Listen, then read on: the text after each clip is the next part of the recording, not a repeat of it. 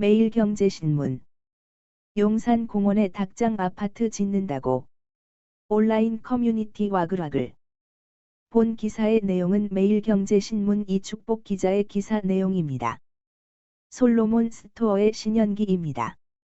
본 내용이 좋다고 생각되시면 구독과 좋아요 눌러주시면 저에게 많은 격려와 힘이 되어 좀 더 좋은 내용으로 보답하겠습니다. 용산 공원에 닭장 아파트 짓는다고.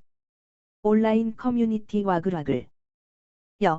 공원에 임대 8만 가구 추진 노무현 정부 때 약속 뒤집고. 인기영합정책 밀어붙여요. 용산 공원 인근 용산 베르디움 프렌즈. 사진 출처 연합뉴스입니다.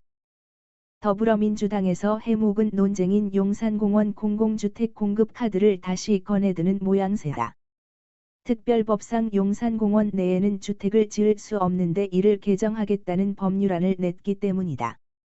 그러나 해당 특별법은 용산의 역사적인 의미는 물론이고 그간 입법 추진 경과도 망각한 날림 법안이란 지적이다.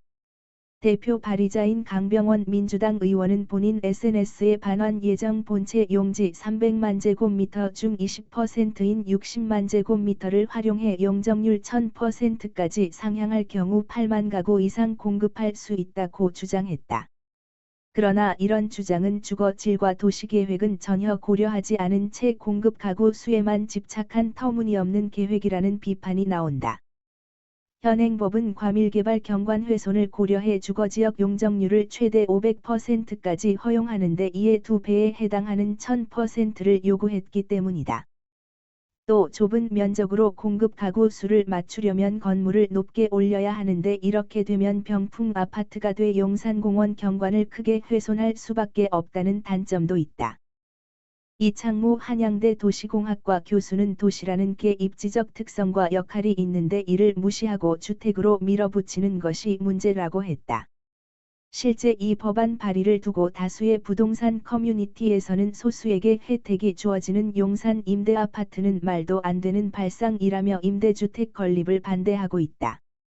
여기에 노무현 정부가 용산공원의 역사성을 강조하며 특별법까지 제정했는데 이를 전후 맥락을 무시한 채 뒤집어버리려는 것이라 말 바꾸기라는 목소리가 높다.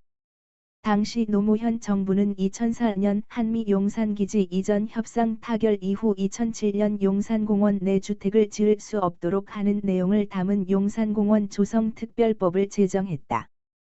그간 정부는 오랜 기간 외국군 주둔의 역사를 가진 용산기지를 시민품으로 돌려주는 것을 용산공원 조성 사업 의의로 제시했다.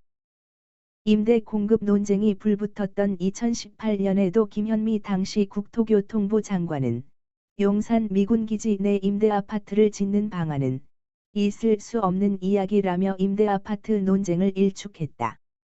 그는 이어 120년에 가까운 시간 동안 우리 민족에게 금단의 땅이었던 이곳이 우리 국민에게 갖는 역사적 의미가 굉장히 중요하다며 서울에는 녹지 공간이 많지 않기 때문에 녹지 공간을 잘 두는 것이 국가적으로 의미 있는 일이라고 강조했다. 역세권 청년 임대주택으로 입증된 과밀개발 문제를 감안하지 않은 점도 문제로 꼽힌다. 실제 용산 삼각지역 인근 청년주택인 용산 베르디움 프렌즈는 용적률 962%, 건폐율은 57.52%로 빽빽하게 지어졌다는 비판을 받았다. 이날 인터넷 게시판에는 임대아파트로 가득한 용산공원 사진이 공유되기도 했다. 한 네티즌은 아파트가 부족해서 집을 지어야 한다는 논리라면 여의도 공원이나 올림픽 공원을 다 밀어버려야 한다며 미래 세대 자부심을 위해 반드시 온전한 공원을 조성하고 지켜야 한다고 했다.